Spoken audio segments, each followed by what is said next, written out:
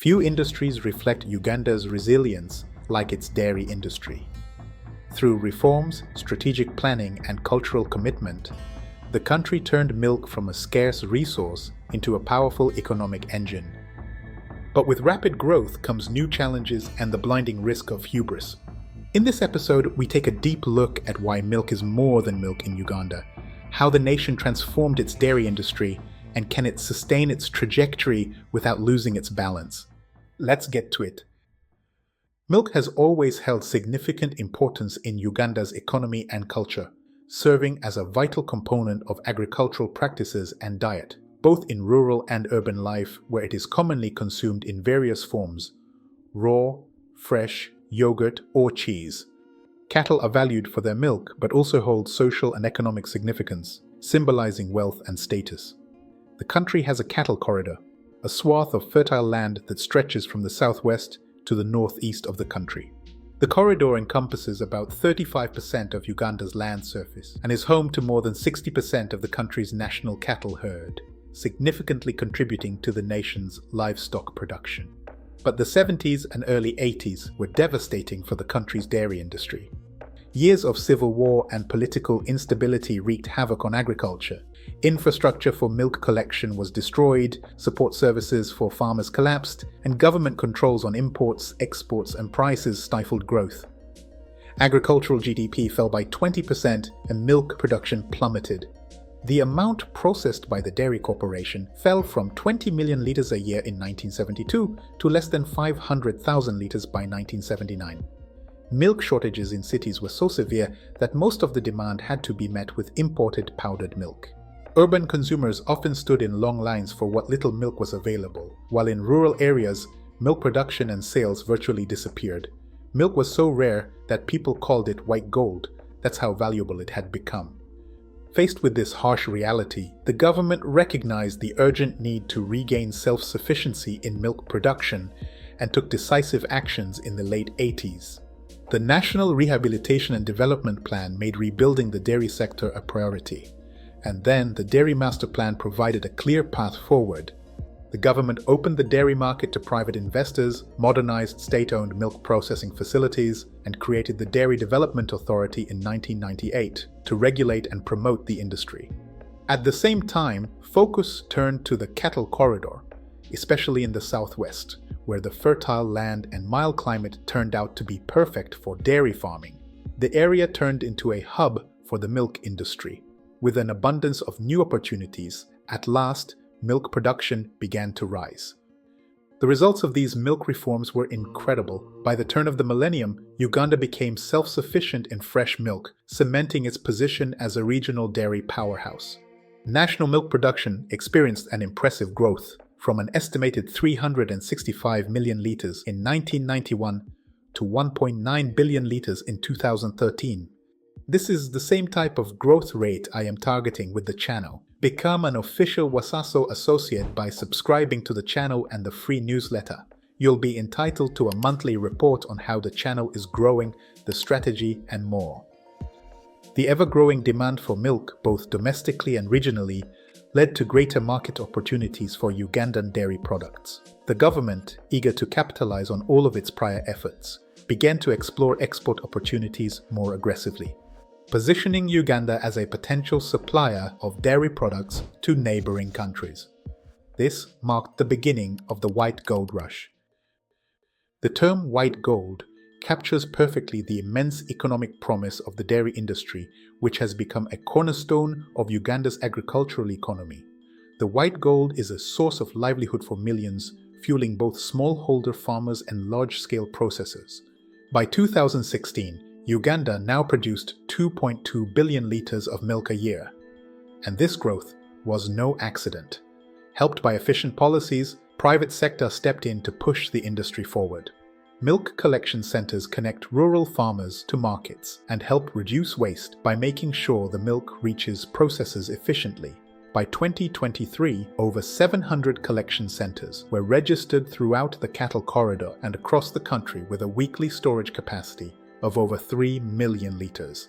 Stakeholders in the dairy industry also introduced better livestock breeds and artificial insemination, boosting productivity further.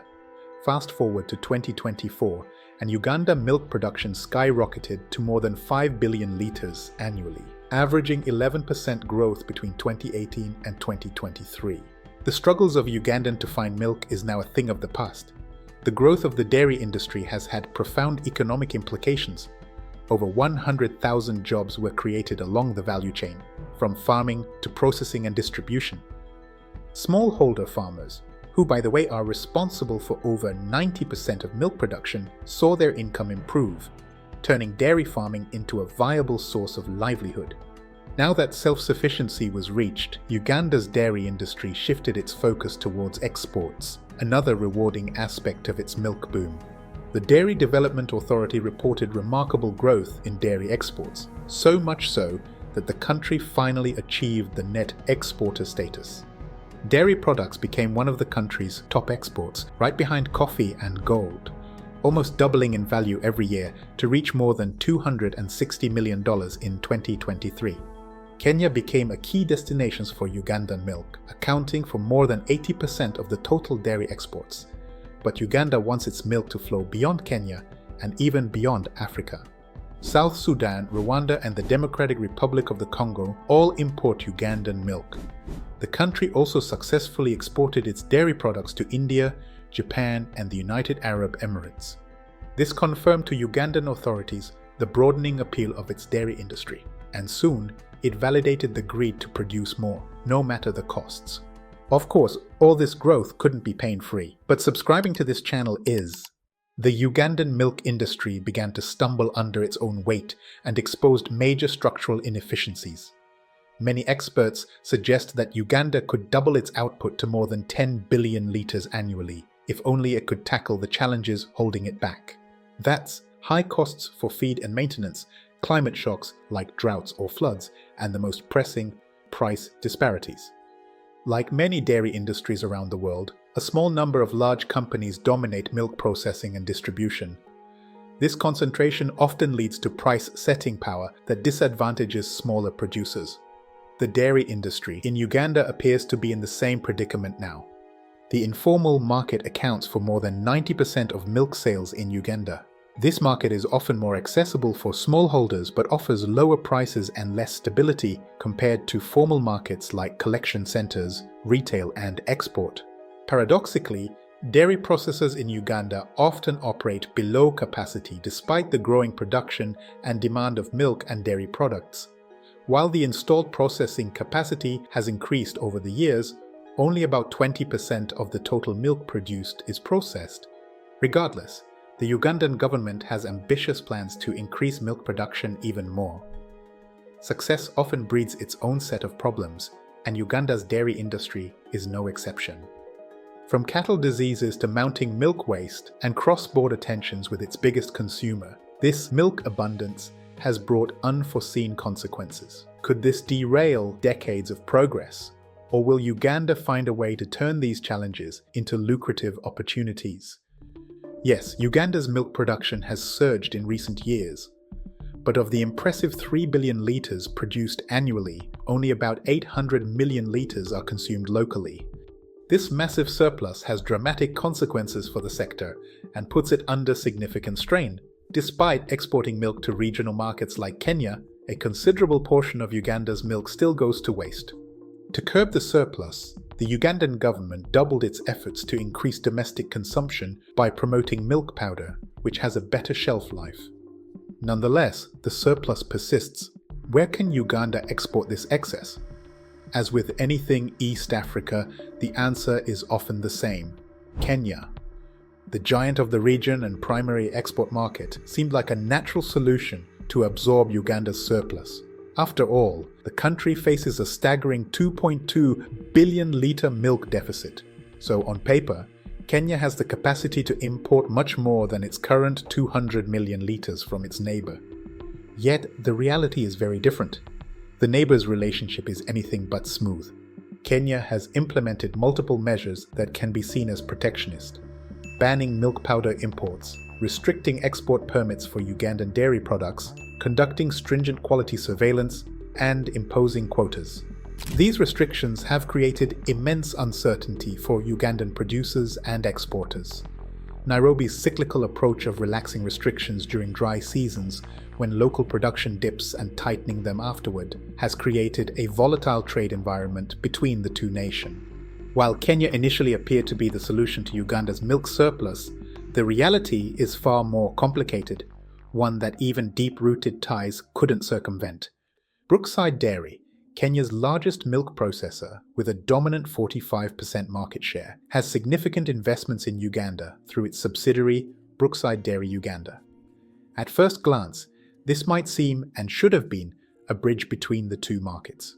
However, Brookside Uganda faces the same barriers as other Ugandan dairy companies. Since 2023, the Kenya Dairy Board denied more than 114 export permits to the subsidiary. As a result, the company reported operating below 50% capacity and having to lay off over 200 employees due to its inability to export.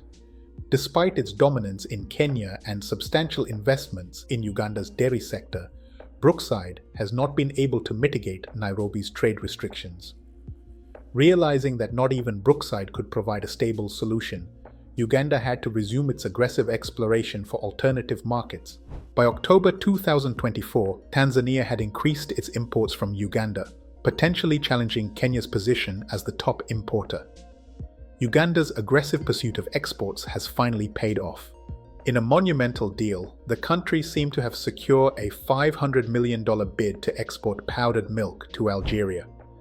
This deal is set to begin in early 2025 and is expected to absorb 1.4 billion liters of Uganda's surplus milk annually, providing a much-needed relief for the industry. However, as of the writing of this episode, Ugandan milk companies have failed to take up the lucrative tenders to supply dairy products to Algeria. The Algerian Minister of Agriculture reported that despite submitting tenders and offering competitive pricing, no Ugandan companies responded. Nonetheless, Uganda's shift to reduce reliance on Kenya has begun. The country is in talk with Senegal and the Democratic Republic of the Congo. But the triumph of finding new markets masks a growing threat: the resurgence of cattle disease. This could shatter Uganda's surplus and the milk industry altogether, dragging the country back to harder times, where meeting domestic needs was a challenge in itself. The government has reported significant outbreaks affecting its precious cattle corridor, leading to the quarantine of at least 36 districts for various diseases. During outbreaks, milk yield dropped by 42%, with chronic cases resulting in long-term reductions of 80% in productivity. Foot and mouth disease is the fiercest threat to Uganda's livestock. Its morbidity rate can reach 100% in susceptible populations. The country is well aware of this and aims to effectively manage and mitigate the impact of these outbreaks through legislative measures, vaccination programs, movement controls, and international collaborations. While vaccination remains a successful strategy for controlling the outbreaks, low vaccination coverage and mismatches between circulating virus strains hinder effectiveness. History sometimes has a way of repeating itself, but the country's authorities are fighting tooth and nails to avoid getting back to an era defined not by surplus but by struggle.